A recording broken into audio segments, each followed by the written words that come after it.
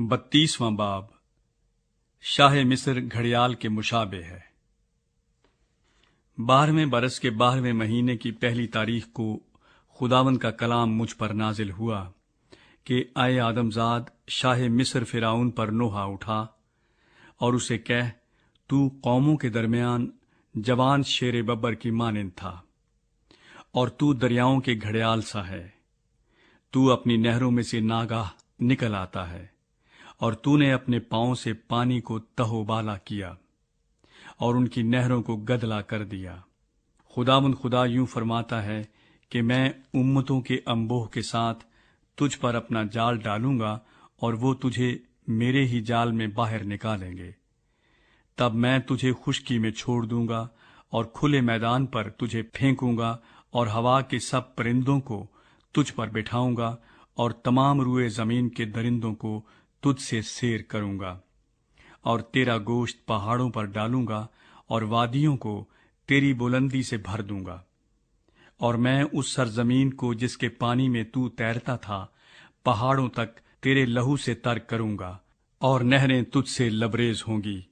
اور جب میں تجھے نابود کروں گا تو آسمان کو تاریک اور اس کے ستاروں کو بے نور کروں گا۔ سورج کو بادل سے چھپاؤں گا اور چاند اپنی روشنی نہ دے گا، اور میں تمام نورانی اجرام فلک کو تجھ پر تاریک کروں گا، اور میری طرف سے تیری زمین پر تاریکی چھا جائے گی، خداوند خدا فرماتا ہے۔ اور جب میں تیری شکستہ حالی کی خبر کو قوموں کے درمیان ان ملکوں میں جن سے تو ناواقف ہے پہنچاؤں گا تو امتوں کا دل آزردہ کروں گا، بلکہ بہت سی امتوں کو تیرے حال سے حیران کروں گا، اور ان کے بادشاہ تیرے سبب سے سخت ترساں ہوں گے۔ جب میں ان کے سامنے اپنی تلوار چمکاؤں گا تو ان میں سے ہر ایک اپنی جان کی خاطر تیرے گرنے کے دن ہر دم تھر تھرائے گا، کیونکہ خداوند خدا یوں فرماتا ہے کہ شاہ بابل کی تلوار تجھ پر چلے گی۔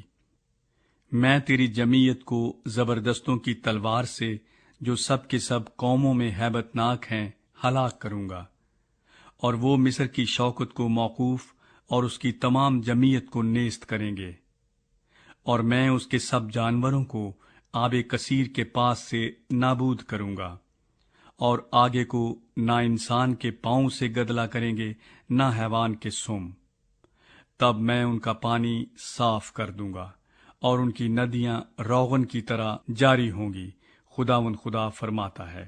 جب میں ملک مصر کو ویران اور سنسان کروں گا اور وہ اپنی معموری سے خالی ہو جائے گا، جب میں اس کے تمام باشندوں کو ہلاک کروں گا، تب وہ جانیں گے کہ خداوند میں ہوں۔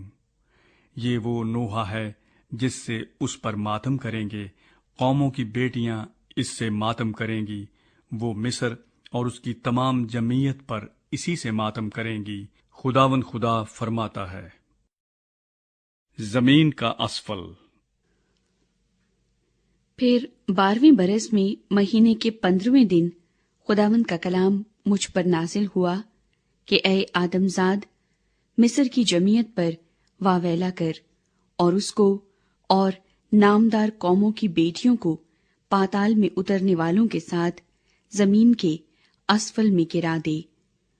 تو حسن میں کس سے بڑھ کر تھا، اتر اور نامختونوں کے ساتھ پڑا رہے، وہ ان کے درمیان گریں گے جو تلوار سے قتل ہوئے۔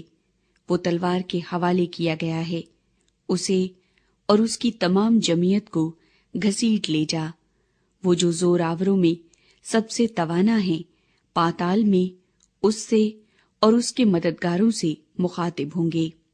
وہ پاتال میں اتر گئے، وہ بے حس پڑے ہیں، یعنی وہ نامختون جو تلوار سے قتل ہوئے۔ اسور اور اس کی تمام جمعیت وہاں ہیں، اس کی چاروں طرف ان کی قبریں ہیں، سب کے سب تلوار سے قتل ہوئے ہیں، جن کی قبریں پاتال کی تہ میں ہیں، اور اس کی تمام جمعیت اس کی قبر کے گردا گرد ہے۔ سب کے سب تلوار سے قتل ہوئے جو زندوں کی زمین میں ہیبت کا باعث تھے۔ ایلام اور اس کی تمام گروہ جو اس کی قبر کے گردا گرد ہیں وہاں ہیں، سب کے سب تلوار سے قتل ہوئے ہیں۔ وہ زمین کے اسفل میں نامختون اتر گئے جو زندوں کی زمین میں ہیبت کا باعث تھے، اور انہوں نے پاتال میں اترنے والوں کے ساتھ خجالت اٹھائی ہے۔ انہوں نے اس کے لیے اور اس کی تمام گروہ کے لیے مقتولوں کے درمیان بستر لگایا ہے۔ اس کی قبریں اس کے گردا گرد ہیں۔ سب کے سب نامختون تلوار سے قتل ہوئے ہیں۔ وہ زندوں کی زمین میں ہیبت کا باعث تھے، اور انہوں نے پاتال میں اترنے والوں کے ساتھ رسوائی اٹھائی۔ وہ مقتولوں میں رکھے گئے۔ مسک اور توبل اور اس کی تمام جمعیت وہاں ہیں۔ اس کی قبریں اس کے گردا گرد ہیں۔ سب کے سب نامختون اور تلوار کے مقتول ہیں، اگرچہ زندوں کی زمین میں ہیبت کا باعث تھے۔ کیا وہ ان بہادروں کے ساتھ جو نامختونوں میں سے قتل ہوئے، جو اپنے جنگ کے ہتھیاروں سمیت پاتال میں اتر گئے، پڑے نہ رہیں گے؟ ان کی تلواریں ان کے سروں کے نیچے رکھی ہیں، اور ان کی بدکرداری ان کی ہڈیوں پر ہے، کیونکہ وہ زندوں کی زمین میں بہادروں کے لیے ہیبت کا باعث تھے، اور تو نامختونوں کے درمیان توڑا جائے گا اور تلوار کے مقتولوں کے ساتھ پڑا رہے گا۔ وہاں ادوم بھی ہے، اس کے بادشاہ اور اس کے سب امراء جو باوجود اپنی قوت کے تلوار کے مقتولوں میں رکھے گئے ہیں۔